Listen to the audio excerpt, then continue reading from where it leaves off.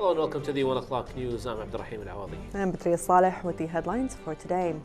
The 10th Kuwait Critical Care Conference kicks off under the patronage of the Minister of Health.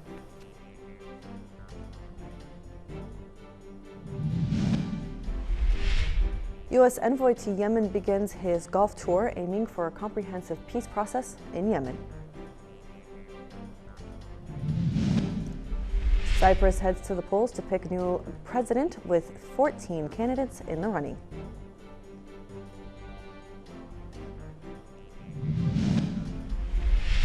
And China expresses its objection towards the United States' use of force to down its airship that Washington called a suspected spy balloon.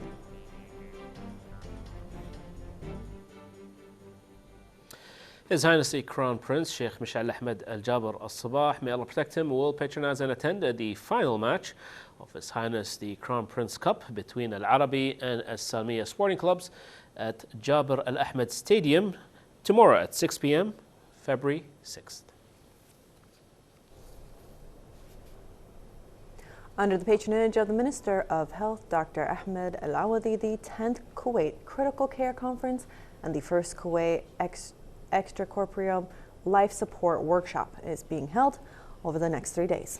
The conference focuses on the latest scientific developments in the area of critical care and its technical performance. Here's more.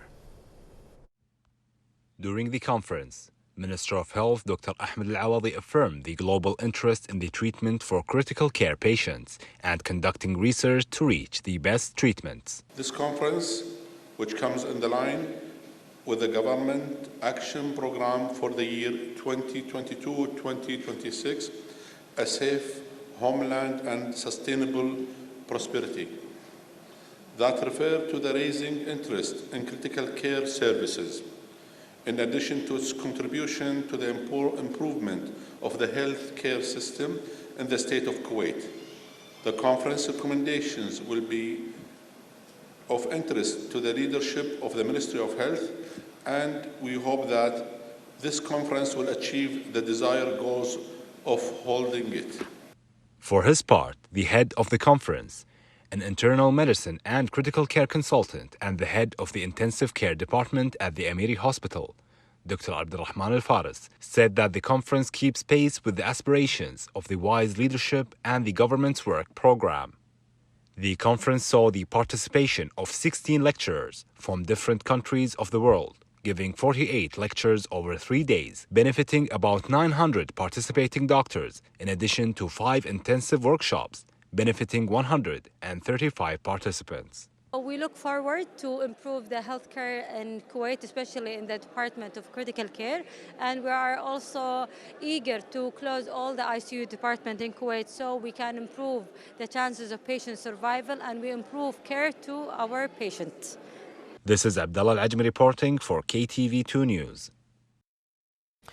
Kuwait Red Crescent Society inaugurated earlier the late Fatma Haddada Health Center, Yaqub Al-Ghanem Orphanage, and a medical camp at Kara General Hospital in Ma'rab Governorate as part of Kuwait By Your Side campaign.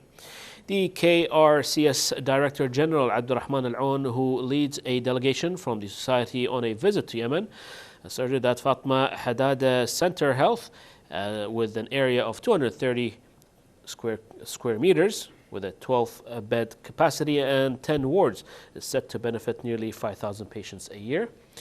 While Yaqub Al-Ghanem Orphanage, covering an area of 700 square meters, has a multi-purpose hall and will serve 600 orphans, whereas the medical camp at Kara General Hospital will conduct at least 100 surgeries free of charge. Israeli occupation forces continue their aggression against Palestinian people, their sanctities, and their property, as 13 citizens were wounded by the occupation forces' bullets in Aqabad Jaber camp. Occupation forces also arrested 16 citizens, most of them from Jericho, as the occupation's siege continues for the 8th day in a row. Moreover, the Palestinian Ministry of Health stated that the occupation forces impeded the entry of medical and health personnel to the city of Jericho as they were on their way to assist the injured. In another development, the occupation forces stormed Aqaba Jabir camp and surrounded a house, leading to clashes. As a result, a number of citizens were wounded by live and rubber-coated metal bullets. U.S. Special Envoy to Yemen Tim Linderking began earlier his Gulf tour to advance a comprehensive peace process and end the war that has been going on in Yemen for nearly 8 years. The UN envoy announced that Sweden and Switzerland are set to host a donors conference for Yemen at the end of this month, aiming to raise more than $4 billion to cover the humanitarian response plan for this current year. More in this report. In a statement issued by the U.S. State Department announced its envoy to Yemen, Tim Linderking started his tour around the Gulf to advance the peace process and end the war in Yemen.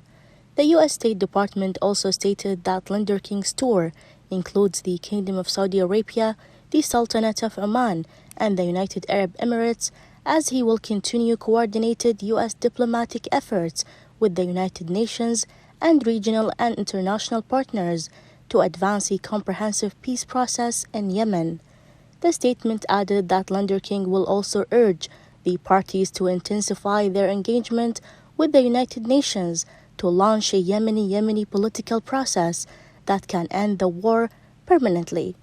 Linderking is said to also encourage donors to fund generously life-saving aid for Yemenis as part of the United Nations Humanitarian Response Plan for 2023, as this comes at a time when the UN and international and regional parties are marking efforts to extend a truce in Yemen that lasted for 6 months and ended on October 2nd.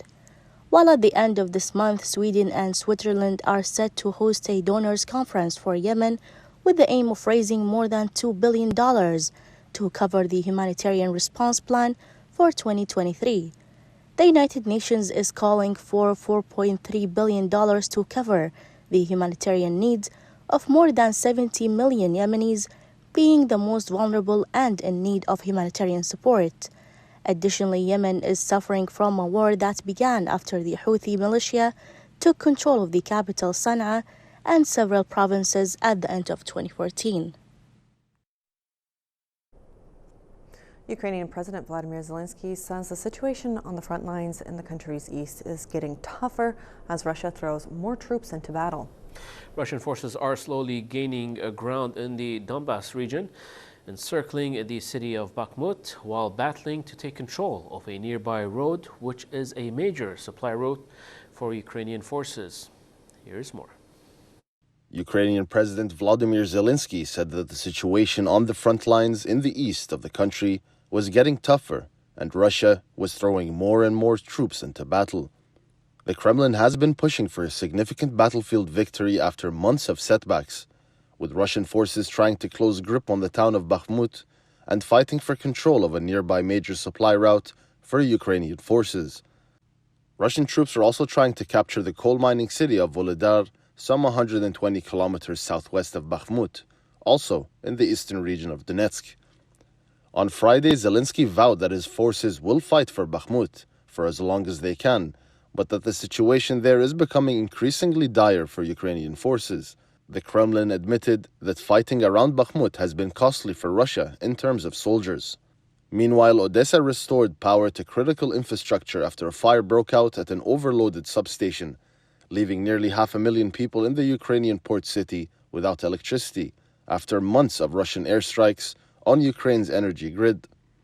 During the same address, Zelensky praised the efforts of his team, who managed to return 1,762 Ukrainian men and women. The comments came as Ukraine and Russia traded almost 200 prisoners of war in a swap announced separately by both sides.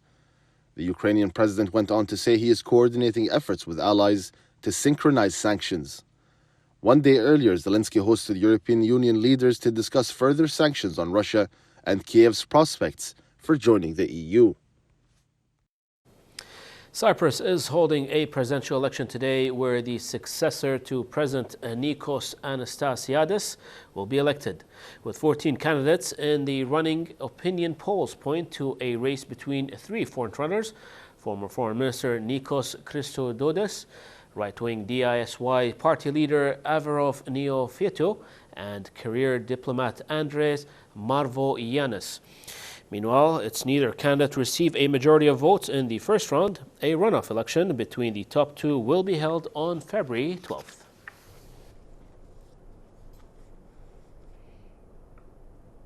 A U.S. military fighter jet shot down a suspected Chinese spy balloon over the coast of South Carolina a week after it entered U.S. airspace, worsening already tense Sino-U.S. relations. Moreover, Beijing considered on Saturday that the media and politicians in the United States are taking advantage of the American allegations about the launch of a Chinese spy balloon over American territories. Here's more. A U.S. military fighter jet shot down a suspected Chinese spy balloon off the coast of South Carolina a week after it first entered U.S. airspace and triggered a dramatic and public spying saga that worsened Chinese-U.S. relations.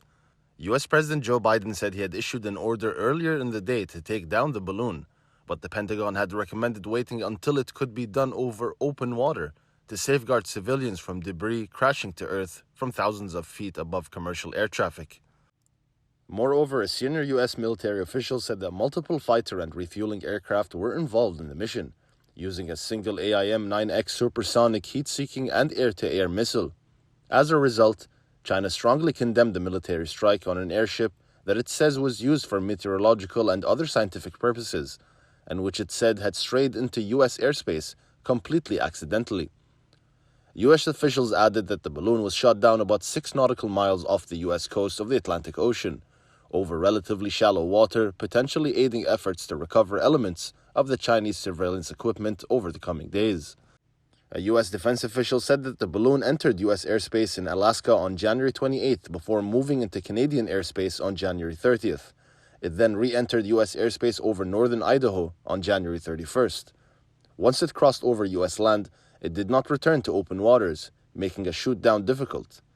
Washington had called the balloon's appearance a clear violation of U.S. sovereignty and notified Beijing about the shoot-down.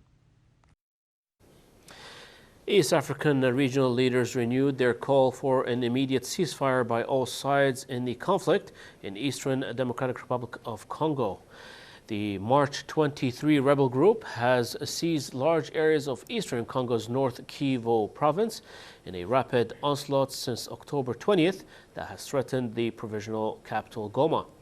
The meeting was the latest diplomatic effort to try to end the insurgency, which has displaced at least 520,000 people since March 2022 in northern Kivu, a territory long plagued by conflict. In the U.S., a train derailment caused a huge fire to erupt in eastern Ohio over the weekend, prompting officials to order about half of a town's residents to evacuate as crews assessed whether the cargo contained toxic material. Roughly 50 cars derailed in East Palestine, Ohio, which has 4,700 residents and is about 50 miles northwest of Pittsburgh. As of Saturday, local and federal officials, alongside rail operator Norfolk Southern, were still investigating the cause of the derailment. Officials said there were no reports of injuries or deaths. And lastly, an earthquake measuring 5.5 on the Richter scale struck today in the province of Coquimbo in northern Chile. The National Seismic Center for the University of Chile stated that the epicenter of the earthquake occurred 28 kilometers from the city of La Serena at a depth of 68 kilometers. So far, there have been no reports of casualties or material damage due to the earthquake.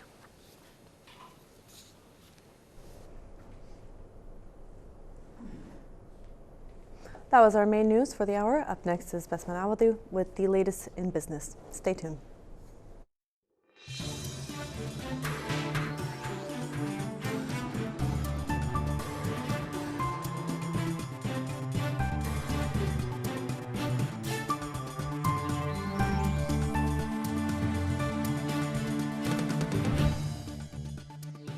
Saudi Arabia warns that sanctions on Russia could end an energy shortages.